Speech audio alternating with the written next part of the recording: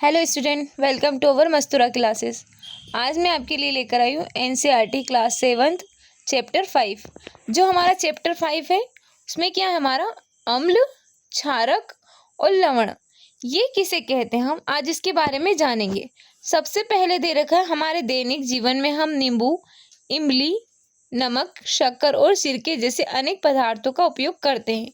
क्या इन सब का स्वाद एक समान होता है? आइए हम यहाँ पर एक सारणी हमको जो सूचीबद्ध की गई है उसमें खाद्य पदार्थों के स्वाद पर ध्यान दें। यदि आपने इनमें से किसी पदार्थ का स्वाद नहीं चखा हो तो उसे चखिए और परिणामों को सारणी में लिखिए। जैसे कि हमने देखा है कि हमने जो सभी पदार्थ दे रखे, नींबू, इमली, नमक, शक्कर, अधिकतर हम सभी लोगों ने इनका जो है उपयोग किया है और हमको यहाँ पर इनका स्वाद पता है। हमें यहाँ पर नींबू का स्वाद कैसा होता है, खट्टा या कड़वा? तो कैसा होता है, खट्टा होता है इसका स्वाद। संतरे का भी कैसा होता है, इसका भी खट्टा स्वाद होता है। सिरके का भी कैसा होता है, खट्टा। दही का खट्टा, इमली का कैसा होता है, खट्टा। और हमारी शक्कर का कैसा होता है, हमारा मीठा होता है। नमक का कैसा होता है हमारा स्वाद, नमक का थोड़ा सा नमकीन, अलग नमक का स्वाद। आंवला भी कैसा होता है, खट्टा। खाने का सोडा, उसका भी स्वाद ही हमको अलग ही दिखाई देता है। जैसे अंगूर का कैसा होता है स्वाद, खट्टा। और जो हमारा कच्चा आम होता है वो भी खट्टा होता है। चेतावनी हमको यहाँ पर दे रखी, किसी भी वस्तु को तब तक मत चखिए जब तक कि ऐसा करने के लिए आपसे कहा ना जाए। किसी भी वस्तु को तब तक स्पर्श ना करें जब तक कि ऐसा करने के लिए आपको ना कहा जाए। जैसे कि हम यहाँ पर देखते हैं कि हमें तब तक कोई चीज़ नहीं छूनी चाहिए जब तक कि कोई हमारे पास में, हमारे घर के कोई बड़े या मम्मी पापा ना हो। अब हमने देखा कौन सी चीज़, कौन सा पदार्थ खट्टा होता है या कौन सा कड़वा होता है। अब हमें यहाँ पर दिखाई दे रहा है कुछ पदार्थों का स्वाद खट्टा होता है तो कुछ का कड़वा, तो कुछ का मीठा और कुछ का नमकीन होता है। तो हमें यहाँ पर अलग अलग पदार्थों के स्वाद दिखाई देने को मिलते हैं। जैसे कि हमको यहाँ पर दे रखा है अम्ल और क्षारक। दही, नींबू का रस, संतरे का रस और सिरके का स्वाद खट्टा होता है। इन पदार्थों का स्वाद खट्टा इसलिए होता है क्योंकि इनमें क्या होता है, अम्ल एसिड होते हैं। ऐसे पदार्थों की रासायनिक प्रक्रिया कैसी होती है, अम्लीय होती है। एसिड शब्द की उत्पत्ति लैटिन शब्द एसियर से हुई है जिसका अर्थ है खट्टा। इन पदार्थों में पाए जाने वाले अम्ल प्राकृतिक अम्ल होते हैं। खाने का सोडा, बेकिंग सोडा कैसा होता है, क्या इसका स्वाद भी खट्टा है? यदि नहीं तो इसका स्वाद कैसा है? क्योंकि इसका स्वाद खट्टा नहीं है, इसका मतलब है इसमें कोई अम्ल नहीं है, इसका स्वाद कड़वा है। यदि आप इसके विलयन को अपनी उंगलियों के बीच रगड़े तो यह साबुन जैसा चिकना लगता है। ऐसे पदार्थ जिनका स्वाद कड़वा होता है और जो स्पर्श करने पर साबुन जैसे लगते हैं क्या कहलाते हैं, क्षारक कहलाते हैं। इन पदार्थों की प्रकृति कैसी होती है, क्षारकी कहलाती है। यदि हम किसी पदार्थ को चख कर नहीं सकते तो उसे हम उसकी प्रकृति को कैसे ज्ञात कर सकते हैं? कोई पदार्थ अम्लीय है अथवा क्षारी, इसका परीक्षण करने के लिए विशेष प्रकार के पदार्थों का उपयोग किया जाता है। ये पदार्थ सूचक कहलाते हैं। सूचकों को जब अम्लीय अथवा क्षार के पदार्थों युक्त विलयन में मिलाया जाता है तो उनका रंग बदल जाता है। हल्दी, लिटमस, गुड़हल, पंखुड़ी आदि को कुछ प्राकृतिक रूप से पाए जाने वाले जो होते हैं सूचक कहलाते हैं। अब हम यहाँ पर देखते हैं अम्ल का नाम और किस में पाया जाता है। अम्ल का नाम दिया है हमको, ये किस में पाया जाता है। एसिटिक अम्ल किस में पाया जाता है, सिरके में। फॉर्मिक अम्ल, चींटी का डंक। साइट्रिक अम्ल, नींबू कुल के सिट्रस फल जैसे संतरा, नींबू आदि। लैक्टिस अम्ल काय में पाया जाता है, दही में। ऑक्सैलिक अम्ल, पालक में। एक्स कार्बिक अम्ल, विटामिन सी, आंवला, सिट्रस फल। टार्ट्रिक अम्ल, इमली, अंगूर, कच्चे आम। ऊपर बताए गए सभी अम्ल जो होते हैं प्रकृति में पाए जाते हैं। अब हम देखते हैं क्षारक का नाम। अब हमको कुछ क्षारक के नाम दिए हुए हैं। Calcium hydroxide, ammonium hydroxide. तो जो हमारा कैल्शियम हाइड्रोक्साइड है काय में पाया जाता है, चूने के पानी में। जबकि हमारा जो अमोनिया हाइड्रोक्साइड है वो काय में पाया जाता है, खिड़की के कांच आदि साफ करने के लिए उपयुक्त जो होता है मार्जक होता है। सोडियम हाइड्रोक्साइड, पोटेशियम हाइड्रोक्साइड, ये किस में काम आता है, साबुन में। मैग्नीशियम हाइड्रोक्साइड, दूध या मैग्नीशियम, मिल्क ऑफ मैग्नीशियम कहलाता है। अब हमने यहाँ पर देखा हमारे आसपास के जो प्राकृतिक सूचक क्या क्या होते हैं, जैसे कि लिटमस एक प्राकृतिक रंजक है। सबसे सामान्य रूप से पाए जाने वाले उपयोग किए जाने वाली प्राकृतिक सूचक लिटमस है। इसे लाइकेनोसेक से निष्कर्षित किया जाता है। आशुद्ध जल में इसका रंग मऊ नील स्वर्ण होता है। अब इसे अम्लीय विलयन में मिलाया जाता है तो यह लाल हो जाता है, और जब इसे क्षारीय विलयन में मिलाया जाता है तो यह कैसा हो जाता है, नीला हो जाता है। यह विलयन के रूप में अथवा कागज की पट्टियों के रूप में उपलब्ध होता है, जिन्हें लिटमस पत्र कहते हैं। सामान्यतः यह लाल और नीले लिटमस पत्र के रूप में उपलब्ध होता है। यह हमको यहाँ पर दिखाई दे रहा है लाइकेन और लाल व नीला लिटमस पत्र, यहाँ हमको दिखाई दे रहा है ये। अब हम यहाँ पर एक क्रियाकलाप 5.1 करके देखते हैं। प्लास्टिक के किसी प्याले के या कटोरे या परख नली में नींबू का रस लेकर उसमें थोड़ी पानी की मात्रा मिलाएंगे। ड्रॉपर की सहायता से उसे उपरोक्त विलयन की कुछ बूंदे को लाल लिटमस पत्र पर डालिए। अब हम क्या करेंगे, उसकी कुछ बूंदे को कहाँ पर डालेंगे, लाल लिटमस का जो पत्र है हम उस पर डालेंगे। लिटमस परीक्षण करते हुए यहाँ पर कुछ बच्चे दिखाई दे रहे हैं हमको। क्या इसके रंग में कोई परिवर्तन होता है? इसी परीक्षण को नीले लिटमस पत्र के साथ भी दोहराइए। नोट कीजिए कि क्या रंग में कोई परिवर्तन हुआ। इस क्रियाकलाप को निम्नलिखित पदार्थों के साथ दोहराइए। नलके का पानी, अपमार्जक डिटर्जेंट का घोल, वातित पेय पदार्थ, साबुन का विलयन, शैम्पू, सामान्य नमक का विलयन, शक्कर का विलयन, सिरका, बेकिंग सोडे का विलयन, दूधिया मैग्नीशियम, धावन सोडे का विलयन तथा चूने का पाना। यदि संभव हो तो विलयन का जो है आशुद्ध जल में बनाएं। जो हमारा होता है विलयन कैसे जल में बनाना है, हमको आशुद्ध जल में बनाना है अगर संभव हो सके तो। अब हम यहाँ पर देखते हैं चूने का पानी बनाने के लिए किसी बोतल में चूने की कुछ मात्रा पानी में घोलिए। विलयन को भली भांति हिलाकर कुछ देर रखा रहने दीजिए। अब बोतल के ऊपरी भाग से कुछ द्रव्य को किसी बर्तन में निथाल लीजिए। यह द्रव्य ही चूने का पानी है। अब हमें यहाँ पर दिखाई दे रहा है परीक्षण विलयन, लाल लिटमस पत्र पर प्रभाव, नीले लिटमस पर प्रभाव, और उसका कुछ निष्कर्ष हमको यहाँ पर बताना है। जैसे कि हमको यहाँ पर दिखाया गया है कि आपकी सूची में कुछ ऐसे विलयन हैं जिनका लिटमस पत्र पर कोई प्रभाव नहीं होता। इन पदार्थों के नाम लिखिए। ऐसे विलयन जो लाल अथवा नीले लिटमस पत्र के रंग को परिवर्तित नहीं करते वो क्या कहलाते हैं, उदासीन विलयन कहलाते हैं। ऐसे पदार्थ ना तो अम्लीय होते हैं और ना ही क्षारकी होते हैं। हल्दी एक प्राकृतिक सूचक है। हम जानेंगे कि हल्दी एक प्राकृतिक सूचक होता है। इसके लिए हम क्रियाकलाप 5.2 करके देखते हैं। 1 चम्मच हल्दी पाउडर लेंगे हम, इसमें थोड़ा सा जल मिलाकर इसका पेस्ट बनाएंगे। शाही सोख्ता ब्लेडिंग पेपर या फिल्टर पत्र पर हल्दी का पेस्ट लगाकर हल्दी पर बनाइए और उसे सुखा लीजिए। हल्दी पत्र की पतली पतली पट्टियाँ काट लीजिए। हल्दी पत्र की जो हमारी पट्टी 1 बूंद साबुन का विलयन डालिए। क्या आप देखते हैं इसे सारणी 5.3 में विलयनों का परीक्षण कीजिए और अपने परीक्षणों को यहाँ पर नोट करना है। आप अन्य पदार्थों के विलयन से भी परीक्षण कर सकते हैं। जैसे कि हमने जो विलयन लिया है इनके अलावा भी हम और पदार्थों के विलयन भी ले सकते हैं। जैसे कि हमको यहाँ पर दिखाई दे रहा है सारणी 5.3 परीक्षण विलयन, हल्दी के प्रभाव, विलयन का प्रभाव और टिप्पणी। जैसे कि नींबू का रस, संतरे का रस, सिरका, दूधिया मैग्नीशियम, खाने का सोडा, चूने का पानी और शक्कर और नमक, हमको ये सभी दिखाई दे रहे हैं।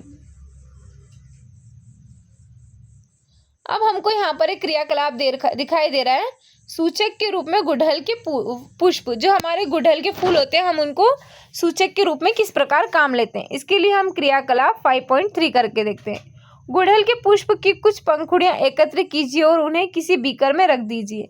इसमें थोड़ा गर्म जल मिलाइए। मिश्रण को कुछ समय तक रखिए जब तक कि यह रंगीन ना हो जाए। रंगीन जल को सूचक के रूप में उपयोग कीजिए।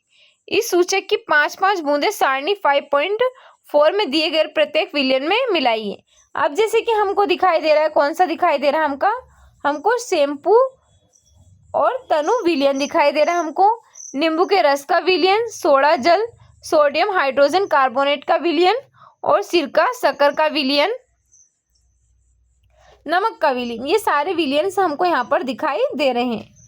अब हमको सूचक अम्लीय, क्षारकी और उदासीन विलयनों पर क्या प्रभाव पड़ता है गुड़हल के पुष्प का सूचक अम्लीय विलयनों को घेरा गुलाबी या मैजेंडा और क्षार के विलयनों को हरा कर देता है। जैसे कि अगर हमारा जो गुड़हल का फूल होता है वो क्या करता है, सूचक को जो अम्लीय होते हैं उनको तो गुलाबी कर देता है और जो क्षारीय होते हैं उनको क्या कर देता है, हरा कर देता है।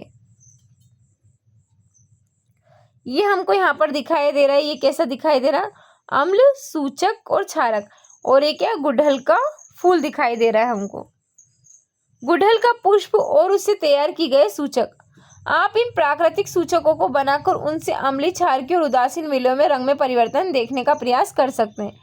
पहेली के लिए निम्नलिखित समस्या लेकर आइए।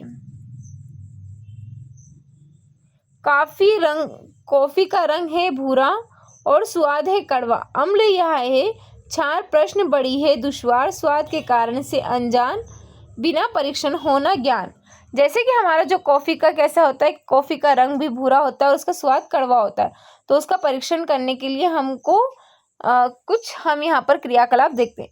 जैसे कि हम शिक्षक शिक्षिका से अपेक्षित है कि वे अपने विद्यालय की प्रयोगशाला के आसपास किसी विद्यालय से निम्नलिखित रसायनों की उपलब्धता सुनिश्चित करें, जैसे कि तनु हाइड्रोक्लोरिक अम्ल, तनु सल्फ्यूरिक अम्ल, तनु नाइट्रिक अम्ल और एसिटिक अम्ल और सोडियम हाइड्रोक्साइड। और हमारे यहाँ पर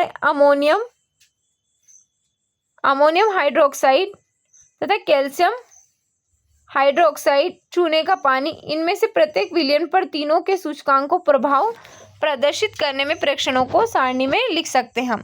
जैसे कि हमको यहाँ पर दे रखा है तनु हाइड्रोक्लोरिक अम्ल HCl, लिटमस पत्र पर क्या प्रभाव पड़ता है, हल्दी के पत्र पर क्या प्रभाव पड़ता है और गुड़हल के सूचक पर क्या प्रभाव पड़ता है। अब हमको यहाँ पर दिखाई दे रखा है उदासीनीकरण।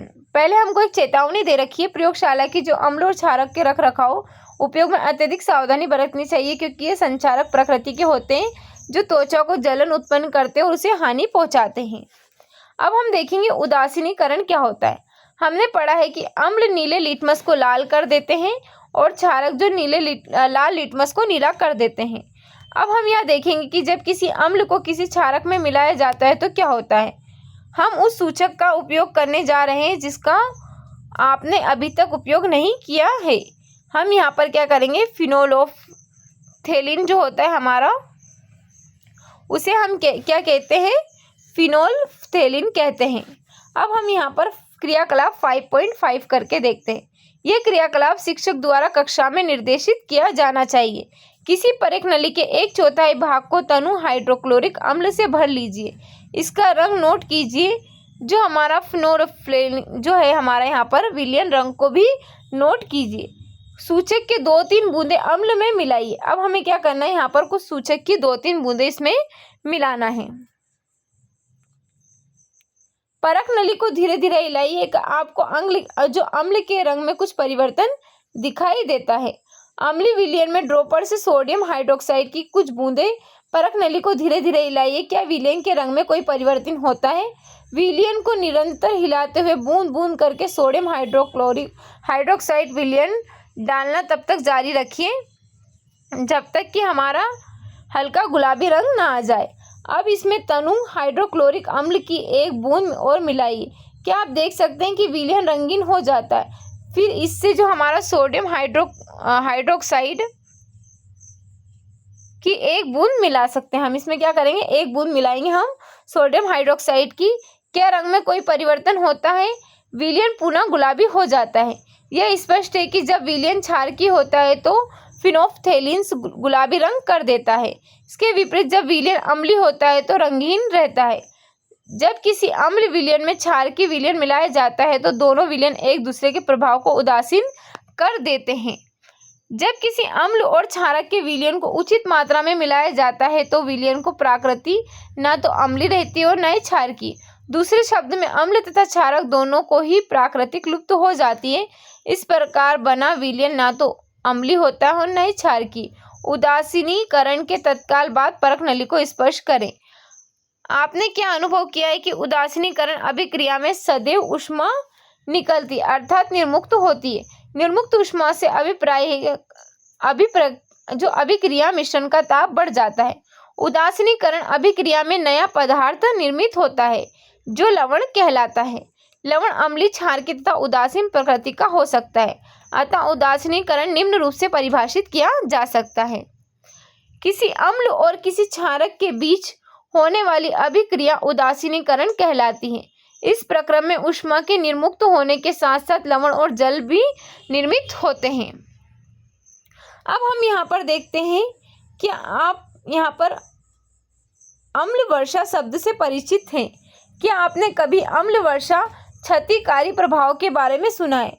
जैसा कि नाम से पता चल रहा है कि जब वर्षा जल में अम्ल की मात्रा अत्यधिक होती है तो वह अम्ल वर्षा कहलाती है।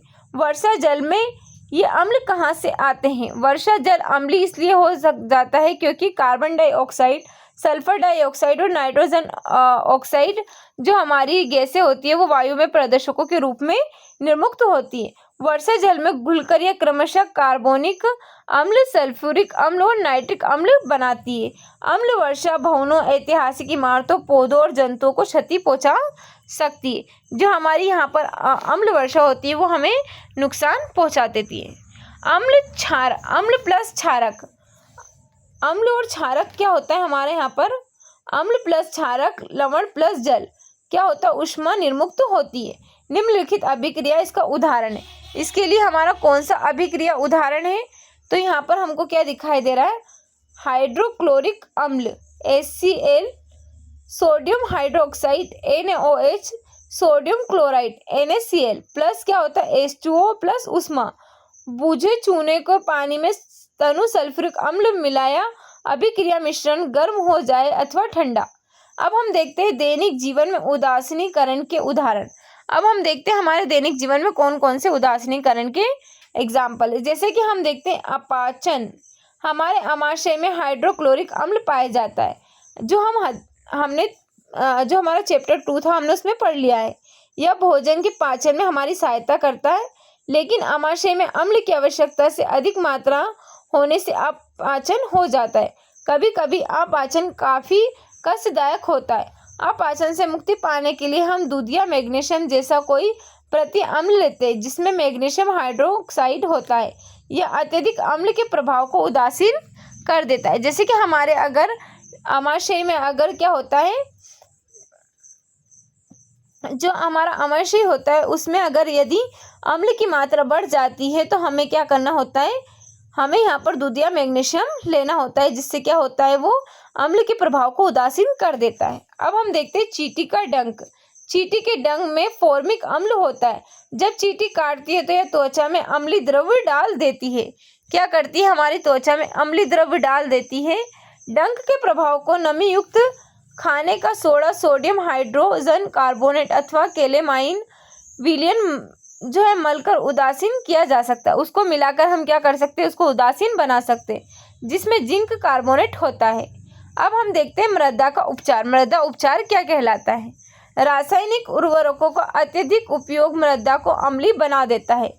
यदि मृदा अत्यधिक अम्लीय अथवा अत्यधिक क्षार की हो तो पादपों पौधों की वृद्धि अच्छी नहीं होती। जब मृदा अत्यधिक अम्लीय होती है तो उसे बिना बूझा और चूना कैल्शियस ऑक्साइड अथवा बुझा हुआ चूना कैल्शियस ऑक्साइड जैसे क्षारकों को उपचारित किया जाता है। यदि मृदा क्षार की हो तो उसमें जैव पदार्थ मिलाए जाते हैं। जैव पदार्थ मृदा में अम्ल निर्मुक्त करते हैं तो उसकी क्षार की प्रकृति को उदासीन कर देते हैं। अब हम देखते हैं कारखानों का अपशिष्ट। कारखानों के अपशिष्ट के बारे में पढ़ते हैं हम। अनेक कारखानों के अपशिष्ट कचरे में अम्लीय पदार्थ मिश्रित होते हैं। यदि ऐसे अपशिष्ट पदार्थों को सीधे ही जलाशय में बहने दिया जाए तो विसर्जित किया जाए या तो मछली और अन्य जलीय जीवों को अम्ल नष्ट कर सकते हैं। अतः कारखाने के अपशिष्ट को जलाशय में विसर्जित करने से पहले क्षार की पदार्थ मिलाकर उदासीन किया जाता है। हमको यहाँ पर इसके कुछ प्रमुख शब्द दे रखे हैं।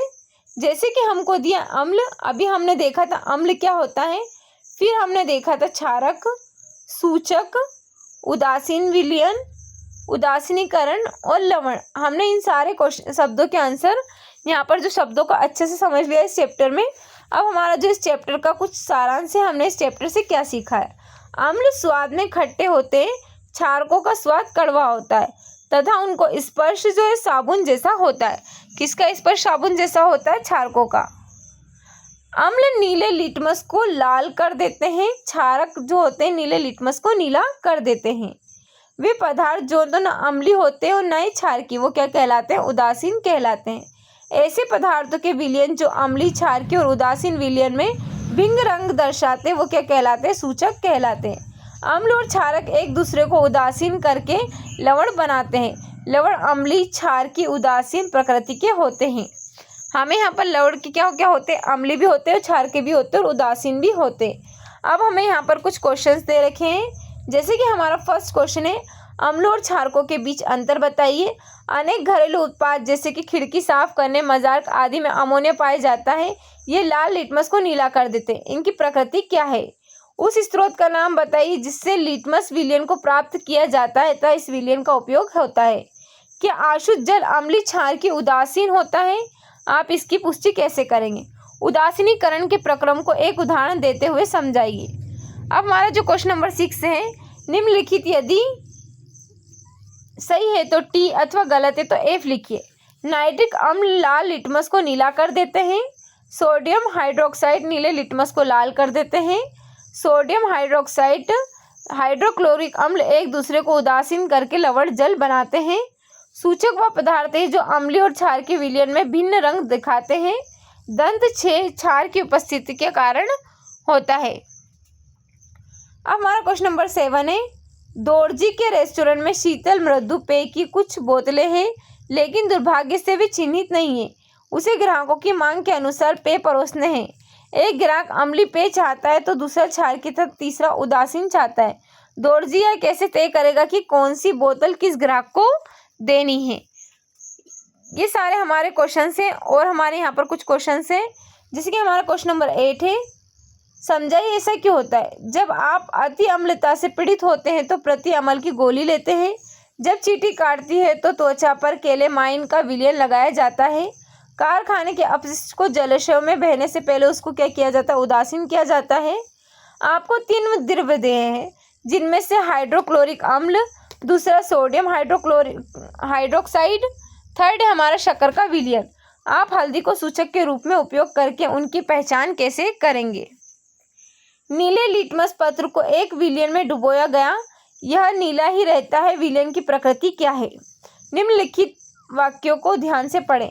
अम्ल और क्षारक दोनों सभी सूचकों के रंगों से परिवर्तित कर देते हैं। यदि कोई सूचक अम्ल के साथ रंग परिवर्तित कर देता है तो वह क्षारक के साथ रंग परिवर्तित नहीं करता। यदि कोई सूचक क्षारक के साथ रंग परिवर्तित करता है तो वह अम्ल के साथ रंग परिवर्तित नहीं करता है। अम्ल और क्षारक रंग में परिवर्तन सूचक के प्रकार पर निर्भर करता है। ऊपर लिखे वक्तव्य में से कौन से वक्तव्य सही है? हमें यहाँ पर बताने की जो हमें वाक्य दे रखे इनमें से हमारे कौन कौन से वाक्य सही है। तो ये सारे क्वेश्चन के आंसर आप मुझे कमेंट बॉक्स में कमेंट करना। आज के लिए इतना ही रखते हैं। उम्मीद है जो आज का हमारा चैप्टर आपको अच्छा लगा। अगर आपको हमारा चैप्टर अच्छा लगा है तो इसी तरह के अपडेट के लिए हमारे चैनल को सब्सक्राइब करें और बेल आइकन को दबाना ना भूलें। Okay, thank you so much.